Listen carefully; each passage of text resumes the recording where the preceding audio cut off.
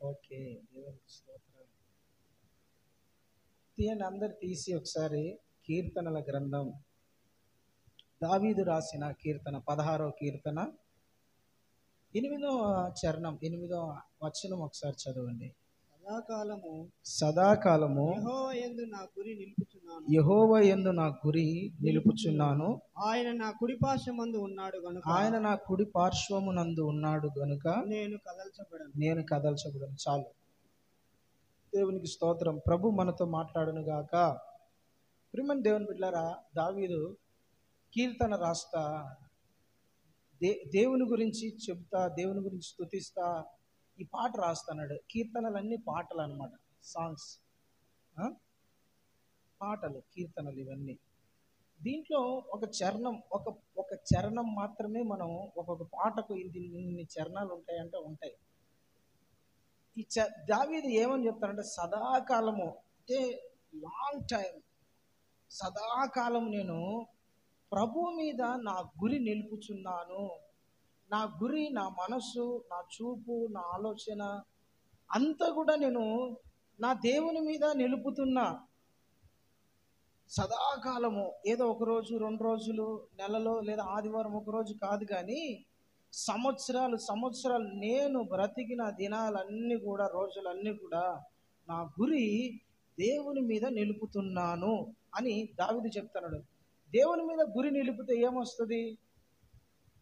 దేవుని మీద మన గురి లేదా మన ఆలోచన, మన మనస్సు పెడితే లాంగ్ టైం, సదాకాలం నిలబెడితే ఏమవుతుందంటే మనమంట కదల్చబడము. ఏం జరగదు?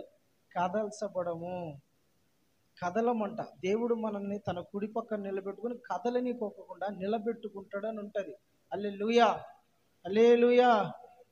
ఏ వ్యక్తి అయితే దేవుని మీద గురి పెట్టడో, దేవుని మీద మనసు పెట్టడో, ఏ వ్యక్తి అయితే దేవుని మీద ఆలోచన పెట్టడో, దేవుని మీద ఆధారపడడో, ఆ వ్యక్తి అనమాట కదులుతూ ఉంటాడు అనమాట, కదిలిపోతూ ఉంటాడు. బైబిల్లో రాయబడింది, మొదటి కీర్తనలో దావీదే రాస్తాడు, దుష్టులు గాలికి చెదరగొట్టు పొట్టు వలె ఉంటారంట. అంటే పొట్టు ఎగిరిపోయినట్టుగా ఎగిరిపోతూ ఉంటారు. పౌలు గారు రాస్తారు ఒక దాంట్లో, కల్పించబడిన ప్రతి ఉపదేశమునకు ఇటు అటు కొట్టుకొని పోతా అంటారంట కొంతమంది. అంటే దేవుని మీద గురి లేకపోయినా, దేవుని మీద ఆనుకోకపోయినా మనిషి అటు ఇటుగా కొట్టుకొని పోతా ఉంటాడు. స్థిరంగా ఉండలేడు, నిలకడగా ఉండలేరు, అటు ఇటుగా ఉంటారు. చంచల మనస్సులాగా ఉండిపోతారు అనమాట. కొన్ని రోజులు లోకము, కొన్ని రోజులు మందిరము, కొన్ని రోజులు పరిశుద్ధత, కొన్ని రోజులు ఇట్లా ఉండిపోతారు అనమాట. దావీదు ఏమంటాడంటే నేను కదలను.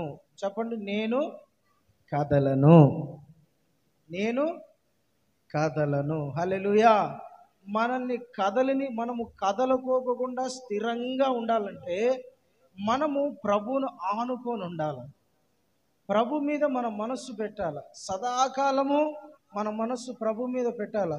మన దేవుడు మన కోసం ప్రాణం పెట్టినవాడు, మన కోసం అన్ని సృజించినవాడు. మన మన మన చుట్టూ ఆయన మనసు ఎప్పుడు తిరుగుతానే ఉంటుంది అనమాట, మనతోనే ఉంటాడు అనమాట. ఆయన ఎప్పుడు కూడా మనల్ని కాపాడే దేవుడు, మనల్ని రక్షించే దేవుడు, మనల్ని పోషించే దేవుడు, మనల్ని ఆదరించే దేవుడు, మనల్ని బలపరిచే దేవుడు, మనకు సహాయం చేసే దేవుడు, మనకు ప్రోత్సాహించే దేవుడు, మనల్ని ఆయన ఆరోగ్యంతో నింపే దేవుడు. కాబట్టి మన మనసు లోకం మీద పెట్టుకో. ఇప్పుడు ఒక మనిషి మీద మన మనసు పెట్టాం అనుకోండి, మనిషి శాశ్వతంగా ఉంటాడు. ఈరోజు మాట ఇస్తాడు, రేపు మాట తప్పుతాడు. ఈరోజు సహాయం చేస్తాడు, రేపు సహాయం చేయడు. ఈరోజు నేను జీవితాంతం నీతోనే ఉంటా అంటారు, కొన్ని రోజులు పోతానే కనపడ్డు. అసలు మనుషులంతే. అయితే దేవుని మీద మనం మనసు పెట్టుకొని ప్రభు మీద మనం ఆనుకున్నాం అనుకోండి, జీవితాంతం మనల్ని కదలకోకుండా చేస్తాడు. మనం ఎవరి మీదైనా నమ్మకం పెట్టుకున్నాం, ఖచ్చితంగా మనల్ని ఆపదలలో ఆదుకుంటాడు, కష్టాలలో ఆదుకుంటాడు, మనకి ఏదైనా ఇబ్బంది వస్తే చూసుకుంటాడని మనం మనసు పెట్టుకుంటాం. కొందరి మీద తీరా మనకు అవసరం వచ్చే టైంకి వాళ్ళు కనపడరు, మాట్లాడరు కదా. ఒక మనిషి మీద మనసు పెట్టుకుంటే ఏదో ఒక రోజు అంతే. కానీ దావీదు అంటాడు, నేను నా మనస్సును సదాకాలము దేవుని మీద నిలిపాను. హల్లెలూయా. నా గురి సదాకాలము ప్రభు మీద నిలిపాను. ఆయన నా కుడి పార్శ్వమున ఉన్నాడు. కుడి పార్శ్వం అంటే రైట్ సైడ్ కదా. దేవునికి స్తోత్రం. రైట్ సైడ్ నా రైట్, ఆయన రైట్ సైడ్లో నన్ను పెట్టుకొని ఉన్నాడు. ఇప్పుడు ఎవరైనా కూడా ధైర్యపరుస్తారు మనల్ని. మనం కృంగిపోయినప్పుడు, లేదంటే నిరుత్సాహంలో ఉన్నప్పుడు, అధైర్యంగా ఉన్నప్పుడు మనల్ని ఎడం చేయి వేసుకొని ధైర్యపరుస్తారా? కుడి చేయి వేసుకొని ధైర్యపరుస్తారా? రైట్ హ్యాండ్ వేసుకొని భయపడద్దు, నేనున్నా, నేను చూసుకుంటాలే, నువ్వేం భయపడద్దు అని మనల్ని బలపరుస్తాడు కుడి పక్కన పెట్టుకొని కదా. యేసు ప్రభు కూడా మనల్ని తన కుడి పక్కన, కుడి పార్శ్వమున పెట్టుకొని మనల్ని బలపరిచే దేవుడు. హల్లెలూయా. మన ప్రభు మన పక్కనుంటే మనం కదల్చబడం అన్నమాట. ఎందుకు ఏ విషయాలలో కదల్చబడము నేను మీకు కొన్ని విషయాలు చెప్తాను దేవులారా. ఎవరెవరు కదల్చబడరో, ఏ విషయాలలో కదలరో చెబుతా మీకు కొన్ని మాటలు. మనసులో పెట్టుకోండి, దేవుడు మనందరితో మాట్లాడును గాక. ఎవరెవరు కదలరు, ఏ పరిస్థితిలో కదలరు, ఎట్లా ఉంటారు, ఎట్లా నిలకడగా ఉంటారు, నేను మీకు కొన్ని మాటలు చెప్తా. మీరు శ్రద్ధగా దేవుని మాటలు వినండి. కీర్తనల గ్రంథము 125వ కీర్తన. ఎవరెవరు కదలరో చెప్తాను చూడండి. 125వ కీర్తన 1వ చరణం ఒకసారి చదవండి. యెహోవా యందు నమ్మిక ఉంచువారు, యెహోవా యందు నమ్మకం ఉంచేవాళ్ళు కదలక నిత్యము నిలుచు సియోను కొండవలె కదలక నిత్యము నిలుచు సియోను కొండవలే ఉంటారు. హల్లెలూయా. ఎవరు స్థిరంగా ఉంటారంట? ఎలా స్థిరంగా ఉంటారు తర్వాత చెప్తా. ఎవరు స్థిరంగా ఉంటారంటే యెహోవా యందు నమ్మిక ఉంచేవాళ్ళు, దేవునిని నమ్మిన వాళ్ళు, దేవుని మీద ఆధారపడిన వాళ్ళు, యేసు ప్రభు మీద నమ్మకం ఉంచిన వాళ్ళంట కదలుకోకుండా నిత్యము నిలిచే సియోను కొండలా ఉంటారంట. సియోను కొండ అంటే దేవుని పట్టణము అని అర్థం. అక్కడ రాజు ఉంటాడని అర్థం. యేసు ప్రభు అంటాడు, పాత నిబంధనలు ఉంటుంది, సియోను నేను కోరుకొని ఉన్నా అంటాడు. అన్ని పర్వతముల కన్నా సియోను పర్వతం హెచ్చించబడుతుంది అని ఉంటుంది. దేవునికి స్తోత్రం. ఇప్పుడు హిమాలయాలని ఇంకా ఏటేటో కొండలు ఉన్నాయి, ఎవరెస్ట్ అది చాలా పెద్దది శిఖరం అంటారు. అయితే వీళ్ళన్నిటికీ పేరే, కానీ రాబోయే దినాలలో దేవుడు ఒక సూచక్రియ, ఒక ఆశ్చర్యం చేస్తాడు. ఏంటంటే అన్ని పర్వతముల కన్నా సియోను పర్వతమును పొగిడే దినాలు వస్తాయి అన్నమాట. హల్లెలూయా. దేవుడు మనల్ని సియోను కొండవలే కదలుకోకుండా అట్లా స్థిరంగా పెడతారంట. అయితే ఎప్పుడు దేవుని మీద మనం నమ్మకం ఉంచాలి. నమ్మిన వాళ్ళు ఎప్పుడు కూడా కదలరు. ఇప్పుడు పేతురు ఉన్నాడు, రాత్రి అంతా అలసిపోయాడు, శ్రమ పడ్డాడు, కష్టపడ్డాడు, రాత్రి అంతా వల వేశాడు. అయితే ఏ ప్రయోజనం లేదు. యేసు ప్రభు వచ్చాడు, బాబు నీ పడవలో కొంచెం లోతుకి వెళ్తావా అంటే, సరే వెళ్తా ప్రభు, రండి వెళ్దాం అని పిలిచిపోయాడు లోతుకు. కుడి వల వేయన్నాడు. ఏంది ప్రభు, రాత్రి అంతా నేను చేపలు పెట్టాను, నాకు తెలియదా ఏ టైంలో చేపలు పడతాయో, ఏ టైంలో ఏ చేపలు పడతాయో నాకు తెలియదా? ఇది పొద్దున నాయన, ఈసారి చేపలే పడవు, చీకట్లో పోయి వేస్తే వలలో చేపలు పడతాయి, ఇది ఏం టైము, నేను చెప్పినట్టు నువ్వు చేయి, కుడి పక్కనే అన్నాడు. అంతే. దేవుడు ప్రభు చెప్పిన మాట నమ్మాడు, విస్తారంగా చేపలు పట్టాడు. హల్లెలూయా. దేవుని నమ్మితే ఆయన కదలకోకుండా మనల్ని నిలబెడతాడు అన్నమాట. అయితే మనం ప్రభుని నమ్మాలి, ఆయన మీద విశ్వాసం ఉంచాలి. ప్రతి పరిస్థితిలో ఆయనను నమ్మినప్పుడే మనల్ని కదలనీయకోకుండా చేస్తాడు. వ్యాపారంలో కానీ, ఉద్యోగంలో కానీ, కుటుంబంలో కానీ, ఆత్మీయ జీవితంలో కానీ, అనారోగ్య పరిస్థితులు వచ్చినప్పుడు కానీ, ఎప్పుడైనా సరే ప్రభు మీద విశ్వాసము నమ్మకం ఉంటే నిన్ను కదలనీయకోకుండా చేస్తాడు దేవుడు. అవమానపడనీయకోకుండా చేస్తాడు ఆయన. నిన్ను పడిపోకోకుండా చేస్తాడు ఆయన. ఎప్పుడు ఆయనను నమ్మాలి. అనుకూల పరిస్థితుల్లో కాదు, ప్రతికూల పరిస్థితుల్లో కూడా ఆయనను నమ్మాలి. అనుకూలంగా ఉండేటప్పుడు నమ్ముతాం, కానీ అనుకూలత లేని ప్రతికూలత పరిస్థితులు వస్తాయి మనకు ఎదురైతే, అప్పుడు కూడా ఆయన మీద మనము నమ్మకం ఉంచి నిలబెడితే ఆయన మనల్ని కదలని సియోను కొండలాగా పెడతాడంట. హల్లెలూయా. కాబట్టి దేవుని బిడ్డలారా, ఎవరు కదలరంటే ఆయన మీద నమ్మకం ఉంచిన వాళ్ళు.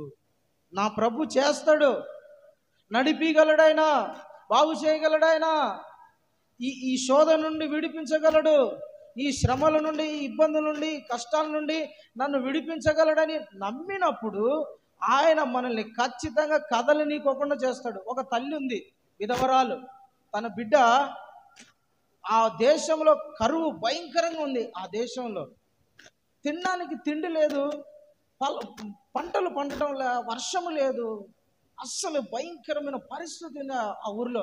దగ్గర 3.5 సంవత్సరం వర్షం పడలే ఆ ఊర్లో, ఆ దేశంలో. వర్షం పడకుండా ఏమైతే ఈ రోజుల్లో అయితే మోటార్ వేస్తున్నారు, ఎట్టొకటి తీసుకొని వచ్చి పొలాలు పండించుకుంటున్నారు. ఆ టైంలో అట్లా కాదు, వర్షమే పడాలా, పంటలు పండాలా, ఆ వచ్చిన పంటతో వాళ్ళు తిని తృప్తిగా ఉండాలి, అంతే. దగ్గర దగ్గర 3.5 సంవత్సరం, అప్పటికి 2.5 సంవత్సరం గడిచిపోయింది అనుకోండి. వర్షం లేదు, ఆహారం లేదు, పేదరాలు విధవరాలు, ఇంకా చాలా రోజులు అయిపోయింది తిండి తినక.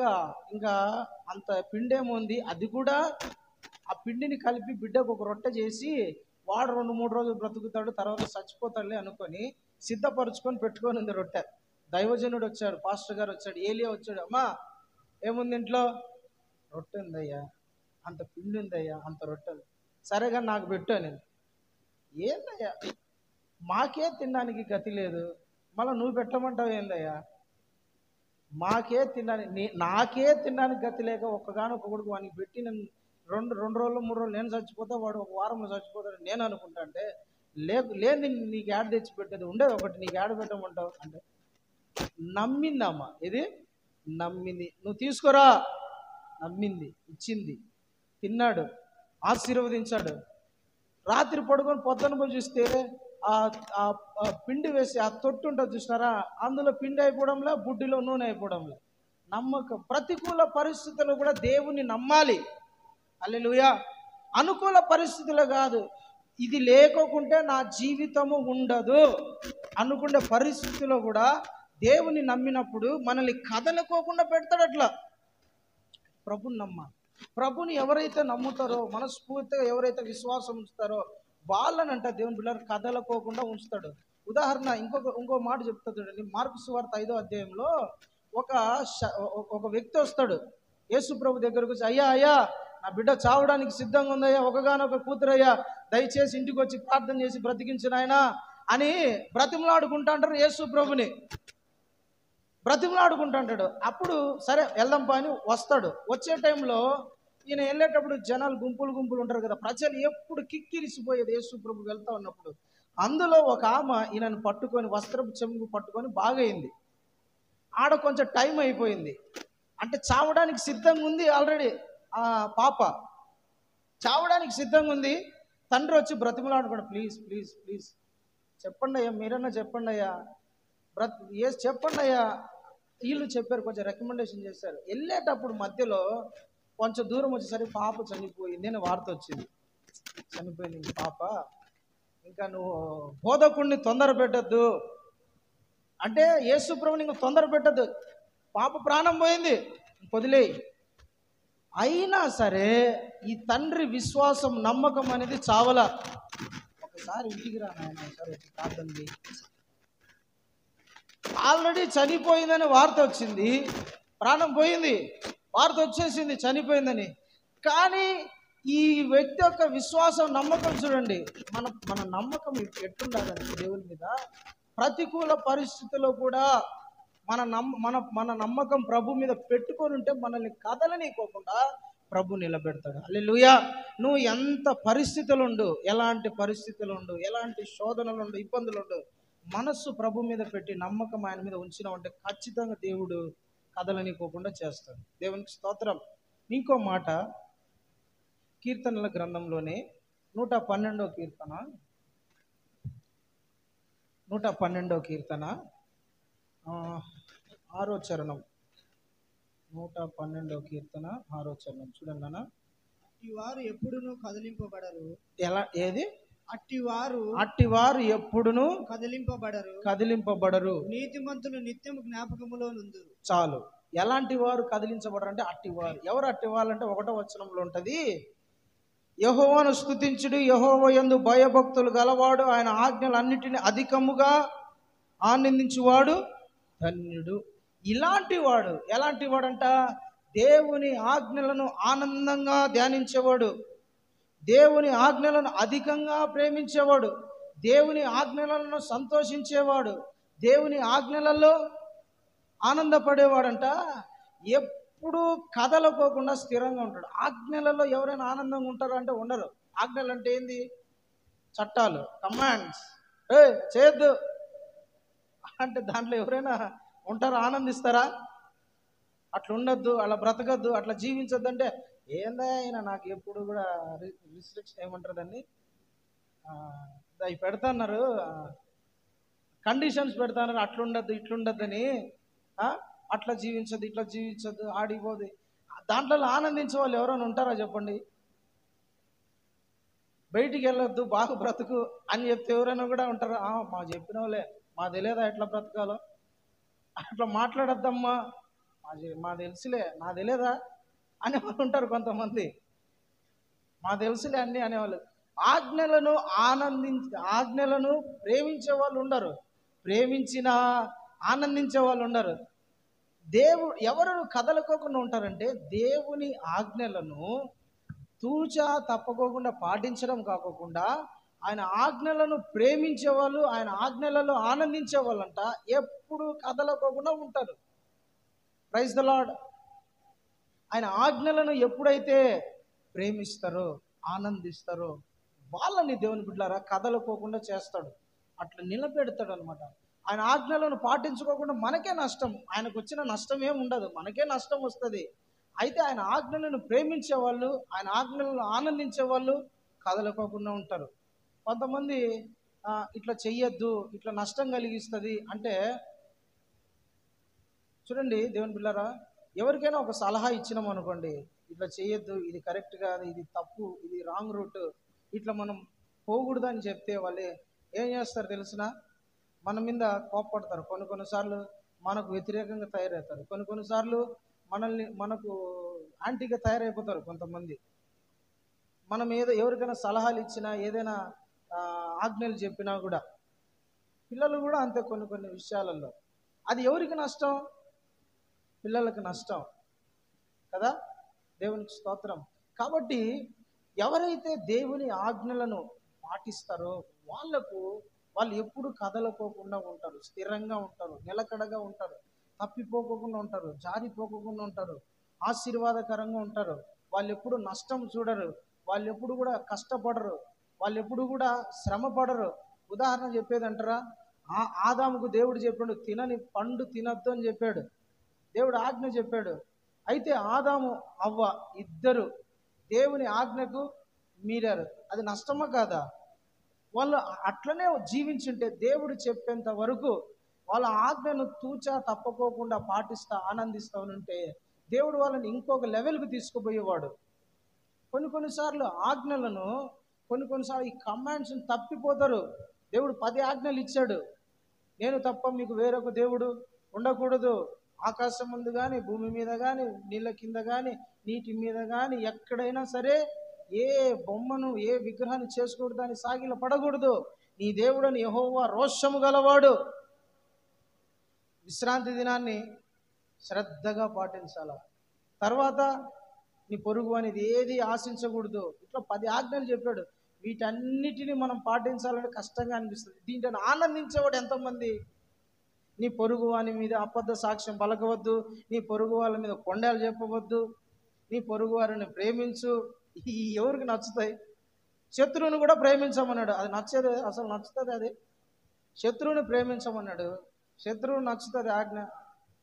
ఏంది ప్రభు అంత కఠినమైన ఆజ్ఞ ఎట్లా పెడుతుంది? అసలు నాకు నష్టం చేశారు, నన్ను ఇబ్బంది పరిచినారు, నన్ను కొట్టినారు, రకరకాల మాట్లాడిన నా శత్రు, వాళ్ళతో ఏంది నన్ను ప్రేమగా ఉండమంటావు, వాళ్ళ కోసం నన్ను ప్రార్థన చేయమంటావు? ఇది కఠినమైన ఆజ్ఞ. కానీ దాన్ని ప్రేమించే వాళ్ళు ఎవరు? అర్థమైతే మీరు చెప్పింది? కఠినమైన ఆజ్ఞ ఏంటి? నీ శత్రువును ప్రేమించు. ఈ ఆజ్ఞను ప్రేమించాలంటే చాలా దీంట్లో ఆనందించే వాళ్ళు ఎవరు? శత్రువును చూస్తే ఉన్న బీపీ ఇంకొక 10, 20, ఒక 50 పెరుగుతుంది. మనకు నచ్చని వాళ్ళని ఎవరైనా చూస్తే వాళ్ళతో మాట్లాడినా కూడా ఇంకొక 10%, 20% బీపీ పెరుగుతుంది, కానీ తగ్గేది ఉండదు. ప్రభు అంటాడు, నా ఆజ్ఞలను అధికముగా ఆనందించే వాళ్ళు ఎవరు ఉంటారో వాళ్ళు కదలరని. దేవుని ఆజ్ఞలను పాటించే వాళ్ళు, ప్రేమించే వాళ్ళు, అందులో ఆనందించే వాళ్ళంట ఎప్పుడు కదలని స్థిరంగా ఉంటారన్నమాట. హల్లెలూయా, హల్లెలూయా. ఇతరులకు కీడు చేయొద్దు, ఇతరుల మీద కొండం పలకొద్దు, ఇతరుల మీద అబద్ధ సాక్ష్యం పలకొద్దు. ఇవన్నీ కూడా మనకు నచ్చవు. కానీ దేవుడు అంటాడు వీటిలో ఆనందించాలి. వీటిలో ఆనందించేవాడు, వీటిని చేసేవాడు ఎప్పుడు కాదలడు. Praise the lord. ఇలాంటి దేవుని మాటలు, దేవుని ఆజ్ఞలను ఎప్పుడైతే మనం పాటిస్తామో కదలకోకుండా నిలబెడతాడు దేవుడు. దేవునికి మహిమ కలుగును గాక. ఆమేన్. ఎవరు ఎట్లా కదలకోకుండా ఉంటారో మనకు అర్థమైంది. కొన్ని విషయాలు, కొంతమంది భక్తుల జీవితాలు మీకు చూపిస్తాను, గుర్తుపెట్టుకోండి. ప్రభు మన జీవితంలో ఉంటే, మన ప్రభు మన కుడి పక్కన ఉంటే మనము కదలము అన్నని కొంతమంది భక్తుల జీవితాలు మీకు చూపిస్తా. యోసేపు అనే ఒక భక్తుడు ఉన్నాడు. యోసేపు అనే ఒక భక్తుడు, మరియా భర్త కాదు. పాత నిబంధనలో యాకోబు 11వ కుమారుడు యోసేపు. ఈ యోసేపు దేవుని బిడ్డలారా బానిస దేశంలో, ఐగుప్తులో బానిసగా ఉన్నాడు. బానిసగా ఉన్న టైంలో ఆ యజమానికి కొంచెం కనికరం కలిగింది ఇతని మీద.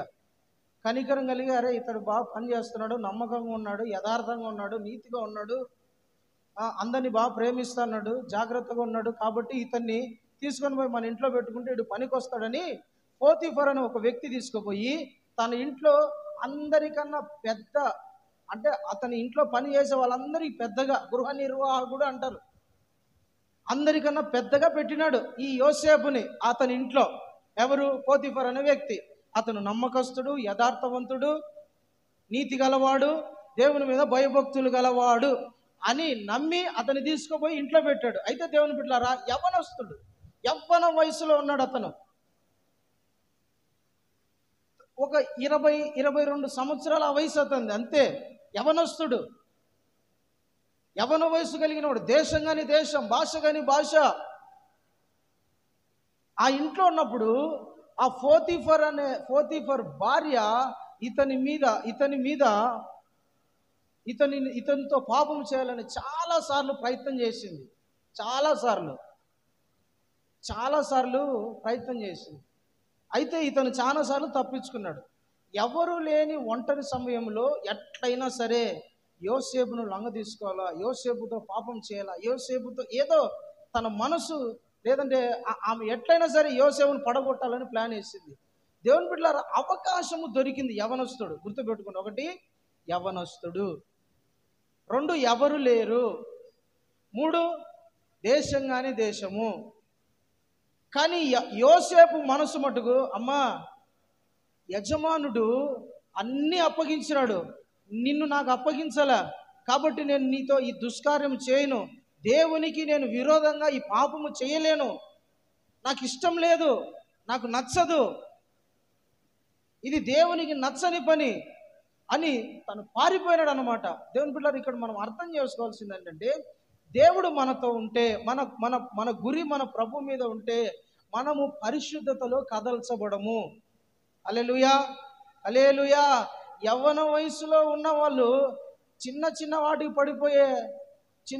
వాటికి పడిపోతున్నారు. శోధనలు వస్తాయి, శోధనలు రావని కాదు, శోధనలు వస్తాయి. ఆ శోధనను కూడా జయించి అధిగమించి నిలబడాల. నేను ఒంటరిగా కూర్చొని ఇక్కడ కూర్చున్నప్పుడు నేను పవిత్రంగా బ్రతికినా, నేను పరిశుద్ధంగా బ్రతికినా అంటే గొప్పే ఉంది. ఇక్కడ మందిరంలో కూర్చొని నేను పెద్ద పరిశుద్ధిని, పెద్ద పరిశుద్ధురాల్ని, భక్తి అన్నా ముఖ్యం కాదు. పాపము ఉన్న చోట కూడా నువ్వు పాపము చేయకోకుండా నిలబడ్డమే పరిశుద్ధత.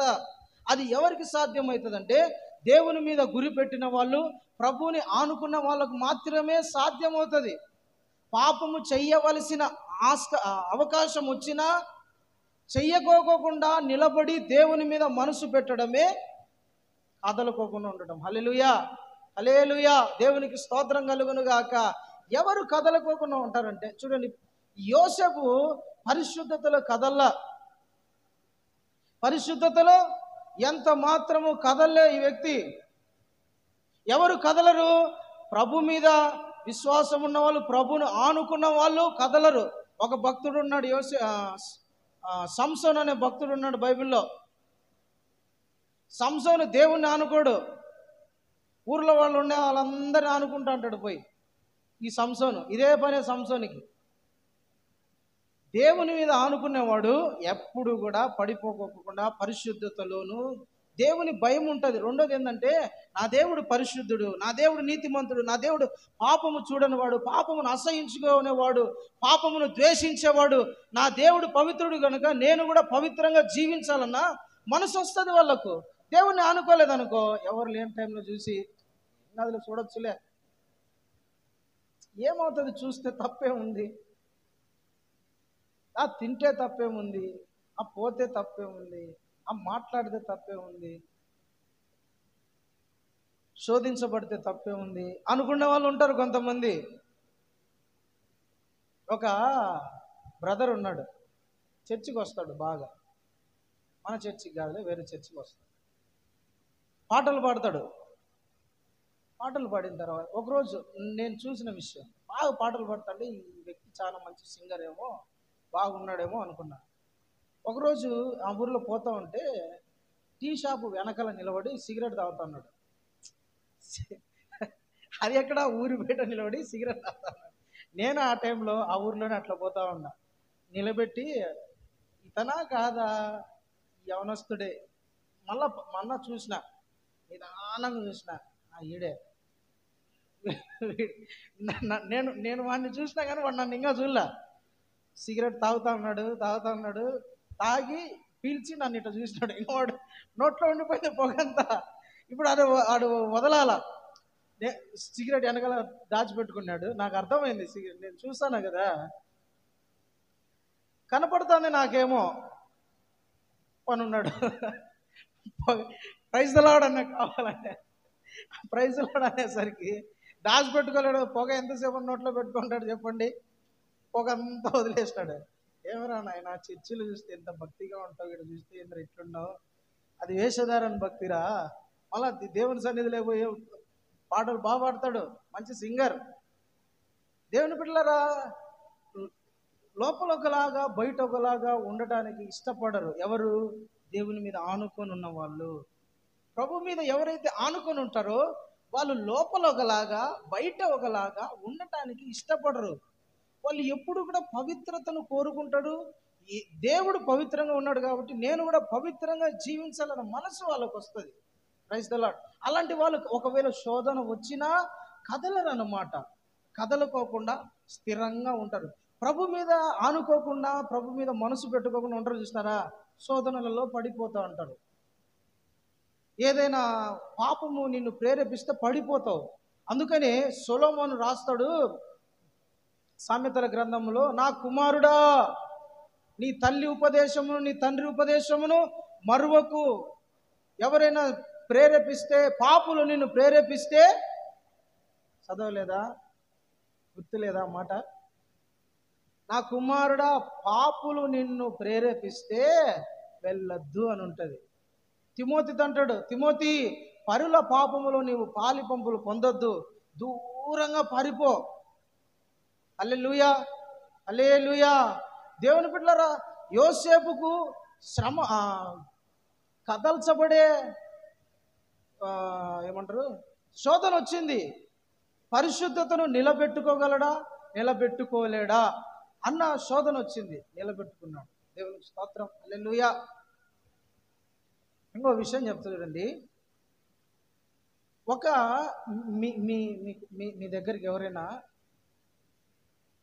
ఎవరైనా ప్రసాదం తీసుకొని వచ్చినారు, గుడిలో నుంచి ప్రసాదం తీసుకొని వచ్చినారు. మీకు తెలుసు ఏమని, ప్రసాదము విగ్రహములకు అర్పించినట్టు తినకూడదు అని మీకు తెలుసా? తెలుసదే లేదా? తెలుసు కదా. తల్లి ఫుల్ కోమాల ఉంది. హల్లెలూయా. ప్రసాదము తినకూడదన్న విషయము మనకు తెలుసు. అయితే గొప్ప వాళ్ళు లేదంటే మీ పై అధికారులు మిమ్మల్ని బాగా ప్రేమించే వాళ్ళు తీసుకొచ్చి, సిస్టర్ బ్రదర్ తీసుకో, అప్పుడు మొహమాట పడే వాళ్ళు ఉంటారు కొంతమంది. అమ్మ సార్ ఏమో అనుకుంటాడేమో, మేడం ఏమో అనుకుంటాడేమో, ఫీల్ అవుతారేమో, బాధపడతారేమో, తీసుకోకుండా ఏమవుతుందిలే, తీసుకుంటే ఏమవుతుందా, దేవుడు చూస్తాడా ఏంది, మనం తింటామా ఏంది, మాస్టర్ గారు చూస్తాడా ఏంది కదా, కాంప్రమైజ్ అయిపోతారు. వద్దు అంటే వద్దు. నీకు నీ పరిశుద్ధతను పరీక్షించే నువ్వు కదలబడే టైం ఒకటి వస్తుంది, అప్పుడు నిలబడాలి. ఎవరు నిలబడతారు తెలుసునా? దేవునిని ఆనుకోని ఉండేవాళ్ళు. హల్లెలూయా. దేవునిని ఆనుకోని ఉండేవాళ్ళు. ఎవరు పడితే వాళ్ళు పవిత్రంగా ఉండలేరు, నిలబడలేరు. ఎవరు నిలబడగలరంటే దేవుని మీద ఆనుకొని ఉండే వాళ్ళు మాత్రము స్టాండర్డ్గా కదలుకోకుండా నిలబడతారు. అన్యాయం చేయాల్సిన టైం వచ్చింది, కష్టంలో ఉన్నావు, చాలా ఇబ్బందులలో ఉంది, దొంగతనం చేసే ఒక అవకాశం దొరికింది నీకు. అర్థమైందా? ఇబ్బందులు ఉన్నారు, చాలా కష్టాల్లో ఉన్నారు, చాలా తీసుకుంటే తప్పేముందిలే అనిపిస్తుంది. భక్తులారా, అప్పుడు మీ మనసు ఎట్లా ప్రేరేపిస్తుందో కదలకోకుండా ఉండాలి. దేవునికి స్తోత్రం. హల్లెలూయా, హల్లెలూయా. లోక సంబంధమైనది ఏది రాకుండా మనల్ని మనం కాపాడుకుంటా, పవిత్రతను కాపాడుకుంటూ ఉండాలి. ఎవరు కాపాడుకోగలరంటే దేవుని మీద ఆధారపడే వాళ్ళు మాత్రమే, ప్రభు మీద ఆనుకున్న వాళ్ళు మాత్రమే పరిశుద్ధతను కాపాడుకుంటూ ఉంటారు. అందరూ కాదు. ముసలోళ్ళు అయితే ముసలోళ్ళు కొంతమంది భక్తులు ఉంటారు, ముసుగేసుకుంటారు, ఇక్కడ ప్రార్థన చేస్తారు, స్తోత్రం స్తోత్రం స్తోత్రం అంటారు. వీధులలో పోయి మీటింగ్లు జరుగుతాయి, సమావేశాలు జరుగుతాయి. తెలిసిన వీధులలో సమావేశాలు జరుగుతాయి, అక్కడ పోయి కూర్చుంటారు. అన్ని అపవిత్ర మాటలే, వాళ్ళ గురించి వీళ్ళ గురించి అన్ని కొండలు చెప్పుకోవడము. ఆ కుటుంబం ఇట్ట, ఈ కుటుంబం ఇట్ట, అది ఇట్ట, ఇది ఇట్ట, ఈ చెప్పుకుంటా అంటారు. అబ్బో వీళ్ళకి ఎంత బాగుంటుంది తెలిసిన, దురద చెవులు అంటారు చూసినావా, వాళ్ళే చాలా బాగుంటుంది, వాళ్ళకి ఇంపుగా ఉంటుంది. అది ఏంటంటే వాక్యం కన్నా బాగుంటుంది. అన్నం కూడా తినరు, ఆ టైం అట్టే కూర్చోని ఉంటారు. ఆ మాటలు వినాలన్నమాట వాళ్ళు. విని విని విని దేవుని పెట్టారా, ఆ దురద చెవులు అనమాట. అవి ఈడ స్తోత్రం స్తోత్రం ఆడవే కూర్చొని అన్ని పవిత్రతను కాపాడుకునే దేవుడు ఒక్కొక్కసారి అట్లా కదిలిస్తాడు అనమాట. నువ్వు నిలబడాలి. హల్లెలూయా. ఎవరు నిలబడతారు? ప్రభు మీద ఆనుకున్న వాళ్ళు. చిచి ఇట్లాంటి చోట నేను ఉండకూడదు, వాళ్ళ గురించి వీళ్ళ గురించి ఏం తప్పుడుగా మాట్లాడుకుంటున్నారు, వాళ్ళ గురించి వీళ్ళ గురించి ఏంది చెడుగా మాట్లాడుకుంటున్నారు, ఇక్కడ మనం ఉండకూడదు. ఆ బ్రదర్ గురించి ఏంది ఇంత తప్పుగా ఒకవేళ తప్పు చేసినా పోయి సరి చేయాలా, చెప్పాలా, దగ్గర పోయి ఏందక్క ఈ తప్పు చేసినావు, ఏంది బ్రదర్ ఈ తప్పు చేసావు, ఇట్లున్నావు అంటే నేను సరి చేసుకుని నీ గురించి అందరు ఇట్లా మాట్లాడుకుంటున్నారు, ఇది కరెక్ట్ కాదు అని చెప్పాలి. అట్ట కాదు, ఉప్పర్ మీటింగ్లు పెడతారు. అర్థమైందా? ఉప్పర్ మీటింగ్లు పెట్టి అందరి గురించి ఆ మాటలు రాకుంటే, వాళ్ళ గురించి చెప్పుకోకుంటే వీళ్ళ నోరు ఉండలేదు, వాళ్ళ చెవులు ఉండలేవు. ఎవరు పవిత్రంగా ఉంటారు తెలిసిన? దేవుని మీద ఆనుకొని ఉండేవాళ్ళు. హల్లెలూయా, హల్లెలూయా. ఒకరి గురించి మనం ఒకరికి చెప్పుకోవాల్సిన అవసరం లే, జాగ్రత్త పరుచుకోవాలా. ఎవరి గురించి ఒక నింద రానిలే. నువ్వు భక్తునివైతే భక్తురాలు అయితే ఒకరి నింద నీ చెవులో పడిందంటే ఆ నింద నువ్వు కాపాడాలా, ఆ వ్యక్తిని కాపాడేటట్టుగా ఉండాలి, కానీ పడగొట్టేటట్టు ఉండకూడదు. నువ్వు పడగొట్టేటట్టు ఉండకూడదు, కాపాడాలా. దగ్గర పిలుచుకోవాలా, రా ఏం కాదు నేను ఉన్నారా, భయపడొద్దు, ఏమవుతుంది 10 మంది అనుకుంటారు, నేను ఉన్నాలే, ప్రార్థన చేస్తా, నీకు నేను ఉన్నా కదా, ప్రభు దగ్గర కూర్చో. అంతేగాని వాళ్ళ గురించి వీళ్ళ గురించి కాదు. మనకు ఎవరి గురించి అయినా తెలిసినా కూడా దేవుని బిడ్డలారా మనం సైలెంట్గా ఉండాలి. ప్రభు సార్ కొందరు అట్ట కాదు, నోటిని అపవిత్రపరుచుకుంటారు, చెవులను అపవిత్రపరుచుకుంటారు. చాలా చాలా జాగ్రత్త. ఎవరు పవిత్రతను కాపాడుకుంటారంటే దేవుని మీద ఆనుకొని ఉండేవాళ్ళు. అలాంటి వాళ్ళు కదలరు, స్థిరంగా ఉంటారు. సియోను కొండలా ఉంటారు, దేవుని పర్వతంలా ఉంటారు. అట్లా కాకుండా ఊర్లో ఉండే సంగతులన్నీ మనసులో వేసుకొని ఎప్పుడు కొనుక్కుంటా ఉంటారు. అట్లా ఉండకూడదు. మనము యోసేపు అవకాశం వచ్చింది, నీ శత్రువులు నీ గురించి మాట్లాడుకున్నా కూడా సైలెంట్, మౌనం అయిపో. నీ మీద ఏ తప్పు లేదు, అయినా నీకు విరోధంగా ఉన్నారు, నిన్ను తిడతాన్నారు, నిన్ను మాట్లాడతారు, అయినా మౌనంగా ఉండిపోవాలి, ప్రార్థన చేయాలి. అంతేగాని నీలో ఉన్న కోపాన్ని ప్రదర్శించకూడదు. పవిత్రతను కాపాడుకో, కదలకోకుండా ఉంటావు, స్థిరంగా ఉంటావు. యోసేపు అదే చేసింది. యోసేపు కదలకోకుండా ఉండడానికి కారణం ఏంటి? ప్రభు మీద ఆనుకొని ఉన్నాడు. దేవునికి స్తోత్రం కలుగును గాక. ఇంకొక వ్యక్తి ఉన్నాడు, యోబు భక్తుడు తెలుసా మీకు? యోబు భక్తుడు తెలుసా? ఆయన ఏడున్నాడు పాస్టర్ అంటారేమో. యోబు భక్తుడు, బైబిల్లో యోబు భక్తుడు ఉన్నాడు. యోబు దేవుణ్ణి ఎంతో ప్రేమించేవాడు. యోబు కూడా దేవునికి కూడా యోబు అంటే ఎంతో ఇష్టం, చాలా ప్రేమ.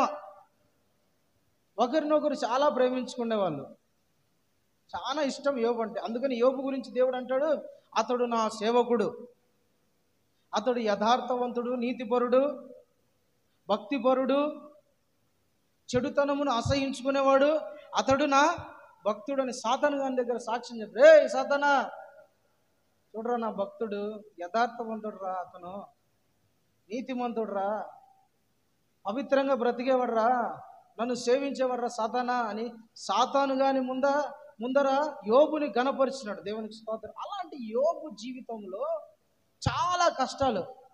యోబు చాలా గొప్ప ధనవంతుడు, బాగా డబ్బున్నవాడు. ఎంతమంది పిల్లలు? 6 మంది పిల్లలు, భార్య, ఆస్తి విస్తారంగా, ఆస్తి ఉంది, డబ్బు విస్తారంగా. ఆ దేశంలో యోబు వంటి ధనవంతుడు లేడంట. అంత డబ్బున్నవాడు, అంత ఆస్తిపరుడు, అంత పేరు పొందినవాడు.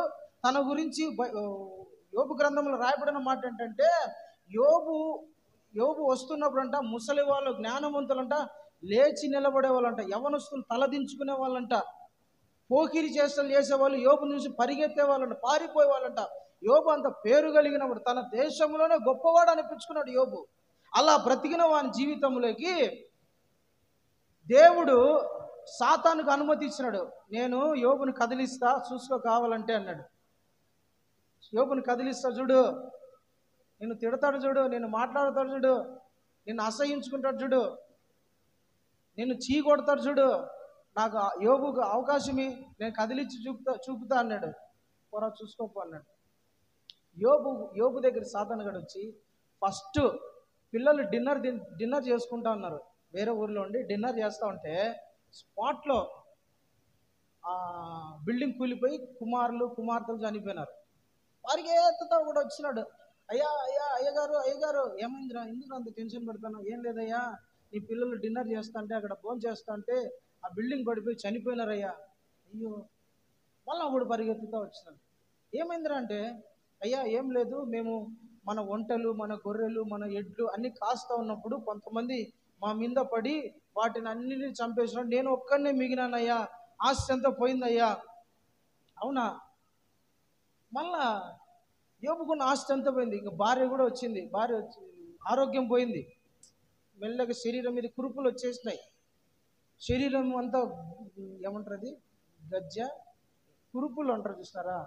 ఏమంటారు, నేను ఎప్పుడు చూడలే, భయంకరంగా ఉంటుంది అన్నమాట. పెంకులు, ఆ పెంకు తీసుకొని గోక్కుండేవాడు నమ్మ తట్టుకోలేక. భార్య వచ్చేసింది, భార్య కూడా అసహించుకునింది, నేను ఇంకాడ బతకలే, నేను వెళ్ళిపోతానని వెళ్ళిపోయింది. దేవుని బిడ్డలారా, యోబుకు వచ్చిన శ్రమ మామూలుది కాదు, చాలా భయంకరమైన కష్టం, భయంకరమైన శోధన, భయంకరమైన నిందలు, భయంకరమైన నష్టం జరిగింది. ఆస్తి పోయింది, కుమారులు పోయినారు, ఆరోగ్యం పోయింది, భార్య పోయింది, అన్నీ పోయినాయి. అనాథగా ఒంటరిగా మిగిలిపోయినాడు. అప్పుడు దేవుడు యోబు అంటాడు తన స్నేహితుడితో, ఒకసారి ఆ మాట చదవండి. యోబు గ్రంథము 23వ అధ్యాయము 10-11 వచనాలు ఒకసారి చదవండి. యోబు గ్రంథము 23వ అధ్యాయం 10-11 ఒకసారి ఆ మాట చదవండి. నేను నడుచు మార్గము ఆయనకు తెలియను, ఆయనకు తెలుసు. ఆయన నన్ను శోధించిన తర్వాత నేను సువర్ణము వలె కనబడుదును. నా పాదములు ఆయన అడుగుజాడలు విడువక నడిచినవి. నేను ఇటు అటు తొలగక ఆయన మార్గమున అనుసరించి తిని. హల్లెలూయా. నేను ఇటు అటు తొలగక ఆయన మార్గమును అనుసరించి. ఈ మాట ఎప్పుడు చెప్తున్నాడు తెలిసిన యోబు? బాగున్నప్పుడు చెప్పలా, బాగా ఉన్నప్పుడు, అన్నీ ఉన్నప్పుడు చెప్పడంలే. ఈ మాట ఎప్పుడు చెప్తాడు? నేను ఇటు అటు తిరుగక దేవుని మార్గంలో చక్కగా నడిచిపోయిన. ఎప్పుడు చెప్తాడో తెలిసిన మాట? యోబుకు నష్టం కలిగింది, యోబుకు అనారోగ్యం వచ్చింది, తన స్నేహితులు తనని సూటిపోటి మాటలు మాట్లాడుతున్నారు, అన్ని రకాలుగా పేదవాడు అయిపోయినాడు, దరిద్రుడు అయిపోయినాడు. హీన దశకు వచ్చేసినాడు. పిల్లలు చనిపోయారు, ఆస్తి పోయింది, అన్ని పోయింది. దరిద్రపు స్థితిలోకి వచ్చినప్పుడు యోబు ఈ మాట అంటున్నాడు, నేను ఇటు అటు కదలను, స్థిరంగా ఉంటా, దేవుని మార్గంలోనే ఉంటా. సాతానుగాడు యోబుని కదిలించినాడు, కదులుతాడేమోని, దేవుని దూషిస్తాడేమోని, ప్రభు మీద విశ్వాసాన్ని వదులుతాడేమోని, ఓపిక చచ్చిపోతుందేమోని, దేవుడు దూషిస్తాడేమోని యోబుని కదిలించినాడు. కానీ యోబు కదల్లా. మీకు ఇక్కడ ఒక మాట చెప్తుందండి. మనం అనుకుంటాం చాలా మంది దేవుడు మన కథ ఏందో దేవునికి తెలియాలా, మన విశ్వాసం ఏంటో తెలియాలా అని మనం చాలా మంది అనుకుంటాం. ఎందుకన్నా అన్ని శ్రమలు వచ్చినాయంటే దేవుడు మనము దేవుని మీద ఎంత విశ్వాసం ఉన్నామో తెలియడానికి అని అనుకుంటాం మనం కదా. మనకి కష్టాలు వచ్చినప్పుడు, ఇబ్బందులు వచ్చినప్పుడు, శోధనలు వచ్చినప్పుడు, మనం నష్టంలో ఉన్నప్పుడు మనం ఏమనుకుంటామంటే, ఎవరన్నా ఏదన్నా వచ్చి దేవుడు నిన్ను పరీక్షిస్తానంటే నీ విశ్వాసం దేవుని మీద ఎంత ఉందో, నువ్వు ఎంత ఓర్పు కలిగి ఉన్నావో దేవుడు పరీక్షిస్తానులే అనుకుంటాం. కానీ దేవునికి మన గురించి తెలియదా? మన గురించి దేవునికి తెలుసా తెలియదా? మనం ఎంత ఓపికగా ఉంటాం, ఎంత సహనంగా ఉంటాం, ఎంత ఓర్చుకోగలము, ఎంత విశ్వాసం ఉంటాం ప్రభుకు తెలియదా? మన గురించి ప్రతిదీ తెలుసు. మనలో ఊహ పుట్టక ముందుకే ప్రభుకు అన్నీ తెలుసు. అయితే మన మీదకి ఎందుకు దేవుడు శ్రమలను, ఇబ్బందులను, కష్టాలను అనుమతిస్తున్నాడు? ఎందుకు మన మీదకి శ్రమలు వస్తున్నాయి? ఎందుకు మనం కష్టాలు అనుభవిస్తున్నాం? ఎందుకు మనకి ఇంత నష్టం జరుగుతుంది? దేవుడు ఎందుకని మన జీవితం అనుమతిస్తున్నాడు? ఇది మనకు తెలియాలా? దేవునికి తెలియదా? ఏంది ప్రభా నీకు తెలియదా? నా విశ్వాసం ఏందో, నా సహనం ఏందో నీకు తెలియదా ప్రభా? తెలుసు. అయితే నీ గురించి నీకు తెలియాల. ముందు నీ గురించి లోకానికి తెలియాలా, నీ గురించి సాతానికి తెలియాలా. హల్లెలూయా. నీ గురించి దేవునికి తెలియడం కాదు, దేవునికి తెలుసు నీ గురించి. నువ్వు ఎంత విశ్వాసమో, ఎంత ప్రార్థన పరుడవో, ఎంత ఓపిక ఉందో, ఎంతగా నిలబడగలవో దేవునికి తెలుసు. అయితే నీ గురించి నీకు తెలియాలా, నీ గురించి లోకానికి తెలియాలా, నీ గురించి సాతానుగానికి తెలియాలని దేవుడు నీ జీవితంలో కొన్ని అనుమతిస్తాడు అనమాట. అది పేదరికమైన కావచ్చు, కష్టమైన కావచ్చు, అనారోగ్యమైన కావచ్చు, ఇబ్బందులైనా కావచ్చు, వేరే ఏదైనా అవ్వచ్చు, వాట్ ఎవర్ ఇట్ ఈస్, ఏదైనా నీ జీవితంలో కొన్ని దేవుడు అనుమతిస్తాడు. ఎందుకు? నీవేందో నీ గురించి నీకు తెలియాలా, నీ గురించి లోకానికి తెలియాలా, నీ గురించి సాతానుకు తెలియాలా. దేవునికి స్తోత్రం. హల్లెలూయా. ఒక పెన్ను కొనేటప్పుడు మనము నీట్గా గీకి అక్కడ గీకి చూస్తాం. ఎందుకు? పెన్ను పని చేస్తుందా లేదా కదా. కనీసము ఈ మధ్య ఒక రోడ్లో పోతున్నప్పుడు పెద్ద డబ్బులు అమ్ముతాను, దాన్ని తీసుకొని వాడు వేసి రోడ్డుకి దబా దబా దబా అని కొడుతున్నాడు.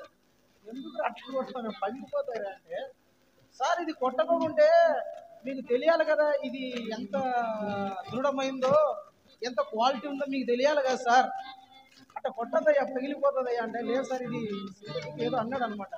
కొట్టే పగలదు సార్ అంటే అతన్ని నమ్మొచ్చు కదా, మనం అతన్ని నమ్మి తీసుకోవచ్చు కదా. లేదు, అతను పరీక్షించుతాడు, మన ముందర కొట్టి చూస్తాడు. అంతెందుకు మనం ఏదైనా సరే పరీక్షించి చూస్తాం, అవునా? ఆఖరికి కూరగాయలు మార్కెట్ పోయినప్పుడు బెండకాయ అట్ట తుంచి చూస్తాం, పరీక్షిస్తాం అనమాట. అది పనికొస్తుందా లేదా, ముదురుగా నేతుందా అని కదా. ప్రతి దానికి పరీక్ష అనేది ఉంటుంది, అవునా? అది పనికొస్తుందా లేదా, దాని దృఢత్వం ఎంత, దాని కెపాసిటీ ఎంత, అది నిలబడగలదా నిలబడలేదా. హల్లెలూయా. దేవుడు కూడా, దేవునికి మన మన మన మన గురించి తెలుసు. ఇప్పుడు ఒక వస్తువు చేసడానికి తెలుసు, ఇది స్టాండర్డ్ అని, ఇది పర్ఫెక్ట్ అని, ఇది నష్టం జరగదని దేవుని తెలుసు. మనకు కూడా తెలుసు. ఏదైనా ఒక వస్తువు చేసేటప్పుడు, ఏదైనా సరే, బండి అయినా సరే, బైక్ తోలేటప్పుడు కాన్ఫిడెంట్గా వదులుతాం. మన వెనకలు ఉన్న వానికి మన డ్రైవింగ్ తెలియాలని ఒకసారి పరిశీలిస్తాం కదా, పరీక్ష పెడతాం. ప్రతి దానికి ఒక పరీక్ష అనేది ఉంటుంది. ఒకటి మన గురించి మనం నిరూపించుకోవడం కాదు, మన పక్కన వాళ్ళకు మన గురించి మనం నిరూపించాలా.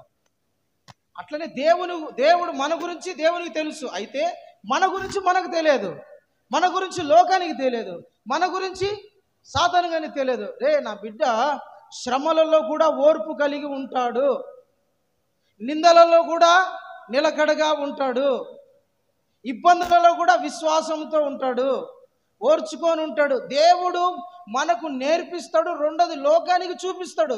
శ్రమలు మనకు వస్తానంటే మనకు నేర్పిస్తున్నాడు. మన టాలెంట్ ఏంటో, మన పరిస్థితి ఏంటో మనకు తెలియడానికి దేవుడు నేర్పిస్తాడు అనమాట. హల్లెలూయా. మన గురించి దేవుడికి తెలియడం కాదు, దేవుడికి మన గురించి ఎప్పుడూ తెలుసు. మన గురించి దేవునికి ఎప్పుడు తెలుసు. మన గురించి ఇతరులకు తెలియాలా. మన గురించి ఇతరులకు తెలియాలంటే మనల్ని పరీక్షించాలా, కదిలించాలి ఒకసారి. అర్థమవుతుందా? హల్లెలూయా, హల్లెలూయా. చెట్టును కూడా కదిలించి చూస్తాం, ఊగుతుందా ఊగుదా ఊగుతుందా ఊగుదా అని. అది ఊంచి ఊంచి ఊంచి ఊంచి ఊంచి దాన్ని బాగా కదిలించి కదిలించి కదిలించి పెడతాం. స్టాండర్డ్గా ఓకే స్టాండర్డ్ అయింది. నన్ను కదిలించొద్దండి, అయ్యో నాకు నొప్పి వస్తుంది, అయ్యో నాకు బాధ, అయ్యో నాకు కష్టం, అట్లా చేయొద్దండి అంటే ఓకేనా? ఏదైనా పరీక్షించుకోకుండా ఓకే చేస్తారా మీరు? ఏది మనం పరీక్షించుకోకుండా చూడం. దేవుడు కూడా మనల్ని పరీక్షలకు ఎందుకు అప్పగిస్తారు? మనకు నష్టం కలగాలని కాదు. గుర్తుపెట్టుకోండి, మనకు నష్టము కలగాలని కాదు. యోబుకు తన ఓర్పు ఎంతనో యోబుకు నేర్పించాలి, తర్వాత తెలియజేయాలి. యోబు ఎలాంటి వాడో సాతానుకు తెలియాలి. హల్లెలూయా, హల్లెలూయా, దేవునికి స్తోత్రం. యోబు గురించి దేవునికి తెలుసు, కానీ సాతానుకు తెలియదు ఎలాంటి వాడో. నా భక్తుడు నిలబడగలడా నిలబడలేడా? శ్రమలు వచ్చినప్పుడు, కష్టాలు వచ్చినప్పుడు, ఇబ్బందులు వచ్చినప్పుడు, నష్టం జరిగినప్పుడు నా భక్తుడు నిలబడగలడు అన్నట్టుగా నీ జీవితంలో కొన్ని శ్రమలు అనుమతిస్తాడు దేవుడు. యోబు జీవితంలో శ్రమలు అనుమతించినాడు. ఓపిగ్గా ఉన్నాడంట అతను. ఓపిగ్గా పరీక్షించు ప్రభా, ఇంకా కష్టాలు వస్తే ఇంకా ఎన్ని పరీక్షించు ప్రభా. నేను శోధించబడినప్పుడే సువర్ణంగా మారుతా. పరీక్షించు, ఇంకా పరీక్షించు, ఇంకా పరీక్షించు. కష్టాలు వస్తున్నాయి, అప్పులు అన్ని పోగొట్టుకున్నాడు, నష్టం జరిగింది, ఆరోగ్యం పోయింది, నా అనుకున్న వాళ్ళు పోయారు, లేనిపోని మాటలు మాట్లాడుతున్నారు. అయినా సరే యోబు దేవుని గురించి ఒక మాట కూడా అనలా. ఓర్చుకొని, ప్రభా నువ్వు ఎంత శ్రమ పెడతావో నేను అంత సువర్ణంగా మారుతా ప్రభా. నువ్వు ఎంత శ్రమ పెడతావో నీ మీద నాకు ఇంకా విశ్వాసం పెరుగుతానే ఉంటుంది, కానీ తగ్గదు. యెహోవా ఇచ్చెను, యెహోవా తీసుకొనెను, ఆయన నామమునకే మహిమ కలుగున. స్నేహితులకు పిచ్చి పట్టింది భార్యకు. ఏంద్రాడు పిచ్చోడు ఏమనుకుంది?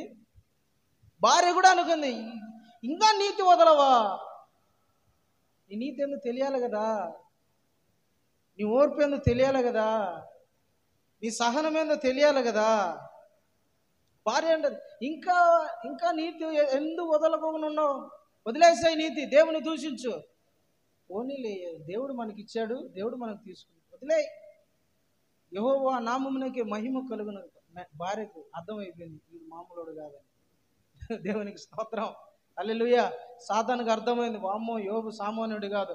ఎన్ని కష్టాలు వచ్చినా దేవుని మీద నీతి, దేవుని మీద భక్తి, దేవుని మీద మనసు, దేవుని మీద విశ్వాసము తగ్గకోకుండా నిలబడు. అతను కదల్చబడలా. హల్లెలూయా, హల్లెలూయా. అతను కదల్చబడలా. యోబు గ్రంథంలో ఒక మాట ఉంటుంది, నా దేవుడు సజీవుడు గనుక, నా దేవుడు సజీవుడు గనుక నేను కదల్చబడను. నా దేవుడు విమోచకుడు సజీవుడు కనుక నేను కదల్చబడను. ఇట్లాంటి ఎన్ని కష్టాలైనా నేను కదలను. హల్లెలూయా. ఒకానొక రోజు ఆయన నన్ను నిలబెడతాడు, నన్ను ఆశీర్వదిస్తాడు, నన్ను బలపరుస్తాడు, నన్ను పైకి తీసుకొస్తాడు. దేవుడు సజీవుల భూమిలో ఆయన నన్ను నిలబెడతాడు అంటాడు యోబు. కదిలించే టైం వస్తుంది. దేవుడే ఒక్కొక్కసారి నిన్ను కదిలిస్తాడు అన్నమాట. నువ్వు స్టాండర్డ్గా ఉంటావా ఉండవా, నీ విశ్వాసం తెలియడానికి దేవుడే కదిలిస్తాడు. హల్లెలూయా. యోబు కదిలాడు. మీకు వస్తున్న శ్రమలను బట్టి భయపడద్దండి, కష్టాలను బట్టి భయపడద్దండి, ఇబ్బందులను బట్టి భయపడద్దండి, మీకు వచ్చిన నష్టాలను బట్టి భయపడద్దండి. దేవుని మీద ఇంకా స్థిరంగా నిలబడండి. ఇంకా పాతుకుపోవాలి విశ్వాసంలో, యథార్థతలో, నీతిలో, భక్తిలో ఇంకా పాతుకుపోవాలి, కానీ కదలకూడదు. హల్లెలూయా. కదలకూడదు. మనం ధైర్యంగా నిలబడాలి, ఓర్పుతో నిలబడాలి. చాలా మందికి ఏదైనా ఇబ్బంది వస్తే ఓర్పు తగ్గిపోతుంది, భక్తి తగ్గిపోతుంది, నీతి తగ్గిపోతుంది. యోబు అంట కదలకోకుండా స్థిరంగా నిలబడ్డాడు. అట్లా మనం నిలబడదుము గాక, అట్లా మనం స్థిరంగా ఉందుము గాక. మనకు ఓర్పు తెలియాలి. ఇప్పుడు కావాలనే ఒక్కొక్కసారి ఇంట్లో కదిలే పరిస్థితులు వస్తాయి. తెలియకోకుండా అత్త కోడల మధ్య గొడవలో ఏదో ఒకటి వస్తాయి. నీ ఓర్పు నీకు తెలియాల. నేను ఎంత ఓర్పుగా ఉంటానో, నేను ఎంత సహనంగా ఉంటానో, నా నోరు ఎంత ఓర్పుగా ఉంటుందో తెలియడానికి ఒక్కొక్కసారి దేవుడు అనుమతిస్తాడు. నష్టానికి అనుమతిస్తాడు, కష్టానికి అనుమతిస్తాడు. అప్పుడు మనం ఎంత ఓర్పుగా ఉంటామో దేవుడు పరీక్షిస్తాడు. హల్లెలూయా. ఈ పక్కన వాళ్ళు తెలియాలి, ఈమె భక్తి పరురాలే, ఇతను భక్తి పరుడే, కానీ ఇతను భక్తి శ్రమలలో ఉంటుందా ఉండదా తెలియాలంటే అనుమతిస్తాడు మన జీవితంలో. అనుమతి ఇచ్చినప్పుడు మనం నిలకడగా ఉన్నామా, అంతకంతకు దేవుడు పైకి తీసుకుపోతాడు. యోబు నిలబడ్డాడు, సహించాడు, కదలకోకుండా ఉన్నాడు. ముందు దానికన్నా రెండింతలుగా దేవుడు యోబును ఆశీర్వదించాడు. హల్లెలూయా. ఓపికగా ఉండాలి, ప్రార్థన చేసుకోవాలి. ప్రభువా, ఎందుకు ఈ నష్టం జరుగుతుందో నాకు తెలియదు, ఎందుకు ఇబ్బంది వస్తుందో తెలియటంలా, ఎందుకు అనారోగ్యం వస్తుందో తెలియటంలా, ఎందుకు ఇలాంటి పరిస్థితులు గుండా నేను వెళ్తున్నానో తెలియటంలా, నాకు అర్థం కావడంలా. ప్రార్థన చేసుకోవాలా. ఒకవేళ ఈ నా జీవితంలో నువ్వు అనుమతించింటే ఓపికతో, సహనముతో నువ్వు పరీక్ష ఎన్ని రోజులు పెట్టావు అన్ని రోజులు నేను నిలకడగా ఉండేటట్టుగా కృపని నాయన, నిలకడగా ఉండే సహాయం చేయి ప్రభా, ఆత్మ సహాయం చేయి ప్రభా అని ప్రార్థన చేసుకోవాలి. విశ్వాసము నిలకడగా ఉండాలి. దేవునికి స్తోత్రం. హల్లెలూయా, హల్లెలూయా. కావాలనే కొన్ని రోజులు దేవుడు నీ జీవితంలోకి అనుమతిస్తాడు. కావాలనే అనుమతిస్తాడు దేవుడు. ఉన్నట్టుండి ఏమైపోతుందేమో తెలియదు, అప్పులు అయిపోతాయి వెంటనే. ఎందుకు అస్సలు అప్పు ఒక వ్యక్తి అంటాడు, అన్నా నేను తీర్మానం తీసుకున్నా అన్న అప్పు చేయకూడదని. మరి ఎట్లా అప్పు చేశానో అర్థం కాలేదన్న. 12 లక్షలు అప్పు అయిపోయిందన్న. ఏం చేయాలో నాకు అర్థం కావడం లేదన్నా. ఎందుకు చేసావంటే ఎందుకు చేశానో నాకు అర్థం కావడం లేదన్న. అప్పటి వరకు నా దగ్గర డబ్బు కూడా ఉంది, ఉన్నట్టుండి నేను అప్పు చేసేసా అని చెప్తున్నాడు. మరి ఏం నేర్చుకున్నావు ఈ దినాల్లో? దేవుని సన్నిధిలో కూర్చొని ప్రార్థన చేసావా, అడిగావా? ఎందుకు ప్రభా నా జీవితంలో ఇది వచ్చింది, నేను దీని ద్వారా ఏం నేర్పించాలనుకుంటాను? సహనమా, ఓర్పా, ఏంటి? అన్యజనులు అనుకోండి కృంగిపోతారు, అన్యజనులు అనుకోండి బలహీనపడతారు. వేరే ఆలోచనలు వస్తాయి, ఏం చేయాలో అర్థం కాదు. నువ్వు దేవుని మీద ఆధారపడతావా, ఆధారపడవా? దేవుడు ఒకసారి టెస్టింగ్ టైం పెడతాడు. Praise the Lord. అయితే మనం కదలకూడదు. ఎవరు కదలరంట? ప్రభు మీద ఆనుకున్న వాళ్ళు కదల్చబడరు. దేవునికి స్తోత్రం. Praise the Lord. నీ జీవితంలో కొన్ని కదిలే రోజులు వస్తాయి, దేవుడే కదిలిచ్చే రోజులు వస్తాయి. అయితే వాటిలో నువ్వు నిలకడగా ఉండాలి, స్థిరంగా ఉండాలి. ప్రభు మీద మనసు పెట్టాలి, ప్రభు మీద ఆనుకోవాలి, పరిశుద్ధత మీద మనసు పెట్టాలి. దేవుని మీద మనసు పెడితే దేవుడు కదిలినా కూడా నిన్ను నిలబెట్టగలడు. హల్లెలూయా. కదలకోకుండా నిలబెట్టగలడు ఆయన. ఎందుకు? మన గురి ఆయన మీద ఉంది, మనం ఆయన కుడి పార్శ్వమున ఉన్నాం. కాబట్టి ప్రియమైన దేవుని బిడ్డలారా, నేను మీకు చెప్పేది ఏంటంటే, మన జీవితంలో ఎదురయ్యే వాటిని చూసి నువ్వు కృంగిపోవద్దు, అధైర్యపడొద్దు. నీ ప్రార్థన జీవితం కదిలే రోజు ఒకటి వస్తుంది.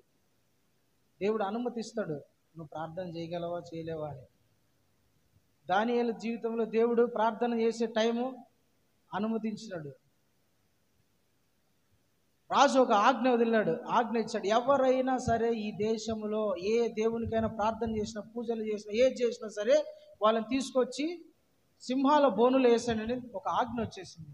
అందరూ కూడా ప్రాణాలకు భయపడి, చావుకు భయపడి అందరూ మానేశారు. కానీ దానియేలు మటుకు మరణానికి లెక్క చేయలేదు. అసలు ప్రాణం పోతే పోయింది, నేను ప్రార్థన మటుకు మానకూడదు, దేవునితో సహవాసం మానకూడదు.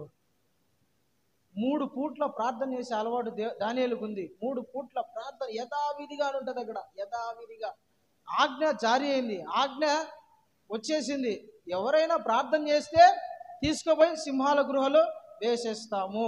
ఆజ్ఞ వచ్చింది, ఆజ్ఞ అస్సలు లెక్క చేయాల. యథావిధిగా అతను 3 పూట్ల ఏ టైంలలో ప్రార్థన చేస్తాడో ఆ టైంలో మోకరించడం, ప్రార్థన చేయడం.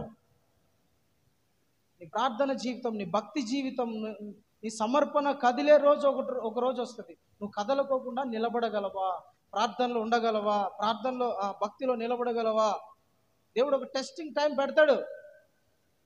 దేవుని మీద ఆనుకొని ఉంటారు చూసినావా, గురి పెట్టుంటారు చూసినావా, వాళ్ళైతే కదలరు.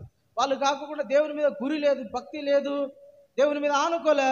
అమ్మో ప్రార్థన, అమ్మో సింహాలు గుహలో వేస్తారంట, కొడతారంట, చంపుతారంట, వద్దు నాయన ప్రార్థన వద్దు, ఏమొద్దు, ఇంట్లో చేసుకుందాం, లేదని ప్రార్థనే మానుకుందాం, వద్దు అనుకుంటే వాళ్ళు ప్రార్థన మానేసిన వాళ్ళు ఎంతోమంది ఉన్నారు. శ్రమలు వచ్చినా నీ భక్తి కదలకోకుండా ఉండాలి. హల్లెలూయా. ప్రార్థన మానకూడదు. బాగా ప్రార్థన చేసేవాళ్ళు ఇప్పుడు ప్రార్థన లేదు, కదులుతున్నారు, కదలచబడుతున్నారు. సాతానుగాడు అనుమతిస్తాడు, కదిలేటట్టు చేస్తాడు. దేవుడే కొన్నిసార్లు పర్మిషన్ ఇస్తాడు, ఓ కదిలిచి చూడుకు కావాలని. ఆ టైంలో నిన్ను నువ్వు ప్రూవ్ చేసుకోవాలి. దేవుని ప్రూవ్ చేయడం కాదు, నిన్ను నువ్వు ప్రూవ్ చేసుకోవాలి. నేను నిలబడగలను ప్రభువా, నా కాళ్ళ మీద నేను నిలబడగలను డాడీ. ఏం చేస్తాడు, సైకిల్ కొన్ని రోజులు నేర్పించాడు, పట్టుకొని నేర్పిస్తా పోతాడు. ఇంకా జీవితాంతం సైకిల్ పట్టుకుంటానా, తొక్కునానా, సైకిల్ తొక్కు అంటాడా, పట్టుకుంటానా అంటాడా? కొన్ని రోజులు ఏదో 2-3 రోజులు వెనకలు పట్టుకొని తొక్కేంత వరకు, 2 రోజులు 3 రోజులు సైకిల్ బాగా బ్యాలెన్స్కి వచ్చేంత వరకు నేర్పిస్తాడు, వదిలేస్తాడు. తర్వాత నువ్వే నేను తొక్కగలను డాడీ అని నిన్ను నువ్వు ప్రూవ్ చేసుకోవాలా. అంతే, మన భక్తిని కూడా మనం ప్రూవ్ చేసుకోవాలా. హల్లెలూయా, హల్లెలూయా. దానియేలు ప్రార్థన జీవితం కదలలేదు. మరి నీ ప్రార్థన జీవితం ఎట్లుంది? ప్రార్థన జీవితం ఎలా ఉంది? నీ భక్తి ఎలా ఉంది? నీ ఆత్మీయ స్థితి ఎలా ఉంది? దేవునితో సహవాసం ఎట్లుంది? దేవునితో అనుబంధం ఎలా ఉంది? ఎట్లా ఆరాధిస్తున్నావు? ఎట్లా నీ దేవునితో సహవాసం ఎలా కలిగి ఉన్నావు? చిన్న చిన్న కారణాలను బట్టి కొంతమంది ప్రార్థన మానేస్తారు. దేవుడు కొన్ని అనుమతిస్తారు. పెళ్ళికి పోతారు కొంతమంది, పెళ్ళికి పోతే ప్రార్థన ఆగిపోతుంది, ఫంక్షన్లు పోతే ప్రార్థన ఆగిపోతుంది, ఏదైనా చిన్న చిన్న బంధువులు వచ్చినా ప్రార్థన ఆగిపోతుంది, ఏదైనా ఆ రోజు జరిగిన ప్రార్థన ఆగిపోతుంది, భక్తి ఆగిపోతుంది, ఆ టయానికి సమర్పణ ఆగిపోతుంది. నిన్ను కదిలించే రోజు ఒకటి వస్తుంది. అయితే దేవుని బిడ్డలు అట్లే కదలకోకుండా స్థిరంగా నిలిచి సియోను కొండవలే ఉంటారు. హల్లెలూయా. సియోను కొండ, వాళ్ళు కదలరు ఎప్పుడు. శ్రమలలో కానీ, ఇబ్బందుల్లో కానీ, శోధనలలో కానీ, పేదరికంలో కానీ, నష్టంలో కానీ, ఏ విషయంలో కదలకోకుండా నిలిచి సియోను కొండవలే ఉంటారన్నమాట. అలాంటి వాళ్ళను దేవుడు తీసుకుపోయి పైన కూర్చోబెడతాడు. దేవునికి స్తోత్రం. మునుపున్న ఆశీర్వాదం కన్నా 2 ఆశీర్వాదం, మునుపున్న దీవెన కన్నా 2 మునుపున్న ఘనత కన్నా 2 మునుపు అనుభవించిన మేలు కన్నా 2 మేలు దేవుడు నీ జీవితంలో మరలా తీసుకొస్తాడు. అయితే నువ్వు నిలబడాలా, స్టాండర్డ్గా ఉండాలా, కదలకోకుండా ఉండాలా, ప్రభు మీద మనసు పెట్టాలా, గురి పెట్టాలా. అప్పుడు దేవుడు నిన్ను స్థిరంగా కదలకోకుండా నిలబెట్టి నిన్ను ఆశీర్వదిస్తాడు. అట్టి కృప దేవుడు మనకి దయచేయను గాక. ఆమేన్. మనమందరం కూడా కదలకోకుండా స్థిరముగా ఉందుము గాక. హల్లెలూయా. ప్రార్థన చేసుకుందాం దేవుని బిడ్డలారా.